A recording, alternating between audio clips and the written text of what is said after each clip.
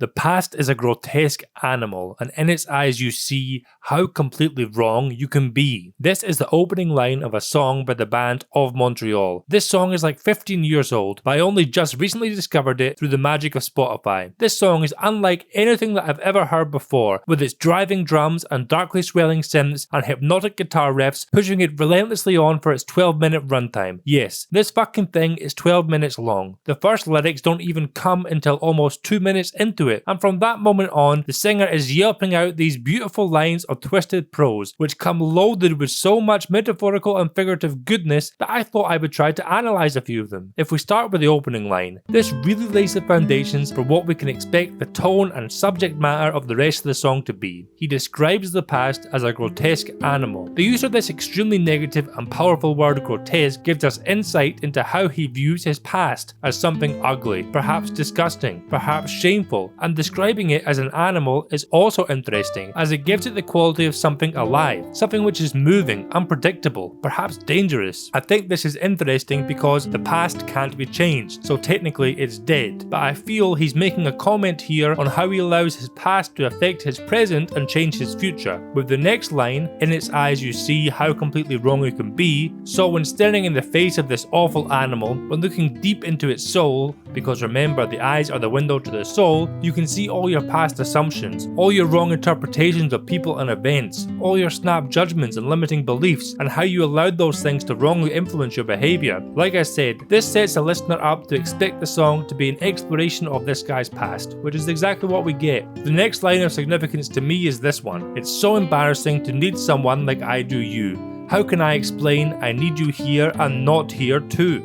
The way he describes his need of this person as embarrassing is very telling, I think. Just before this line, he's talking about his first love, and I believe this lyric is still in reference to her. So perhaps why he's feeling embarrassed is because it's the first time he's felt this sort of need for someone who wasn't his parents. Perhaps he equates the two, or maybe I'm getting the total wrong end of the stick, and what he means is that he has never felt that he needed anyone in his life before, and he feels ashamed that he now comes to rely on and crave the company of this individual so much. With the next section of the lyric, he has feelings which he can't express, seemingly very conflicting desires, that he needs the person with him but away from him at the same time. Maybe what he's saying is that when she's there, he wants her gone. He craves his own company, but when she leaves, he can't stand it and needs her back. It all adds up to the picture of a very mixed up and conflicted time in this guy's life. With the next lyric, I believe that we have moved on from the first love to another moment in his past, as he says, I'm flunking out, I'm gone, I'm just gone. But at least I author my own disaster. So with the word choice of flunking, I'm led to believe that he's talking about college, but it might be wordplay and he's talking about failing in other areas of his life. It's the tail end of the lyric which I like the most. At least I author my own disaster. And I think we can all relate to this. If our story is going to be one of catastrophe, then we would prefer that it's a catastrophe that is written and orchestrated by ourselves, by our own pen, rather than by the design of someone else, someone that we don't control.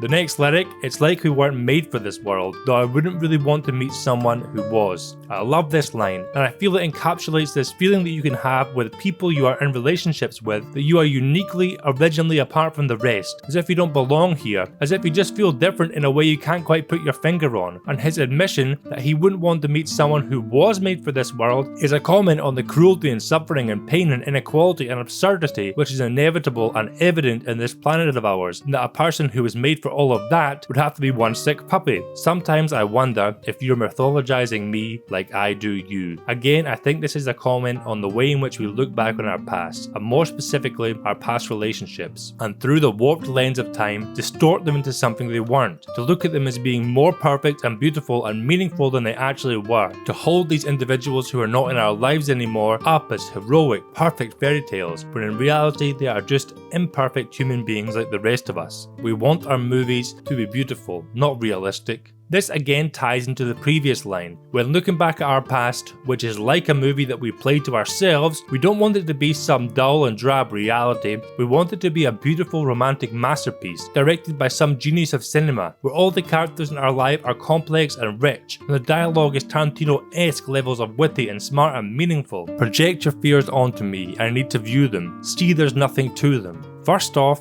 This is very clever wordplay between the psychological meaning of projection, where you see and place your own insecurities and foibles in another person and get angry at them and attack them, and the classical meaning of projection, where you shine and display an image or movie onto a screen in order to watch it. So he's asking his person to put all their fears onto him because he wants to see them laid out in the cold light of day. He wants to take them for the insignificant things that they really are, to discredit and downplay them, while the other person is trying to portray them as his fears. Also, it could be that he's offering to be the blank slate upon which both of them can see these negative emotions, to see that in reality they are nowhere near as large as we make them out to be when they are purely internal. I don't know, I think this is a very complex and beautiful lyric. There are way more lyrics in this song which are worthy of analysing. Some crazy ones which I don't even know what the fuck he means by them, like, "It seems you've Red Rovered, the Gestapo circling my heart." I mean, how in the world do you begin to analyse that? And if I tried to pick apart all the noteworthy lyrics here, this video would be like 30 minutes long. Anyway, let me know if you agree with how I dissected some parts of this song.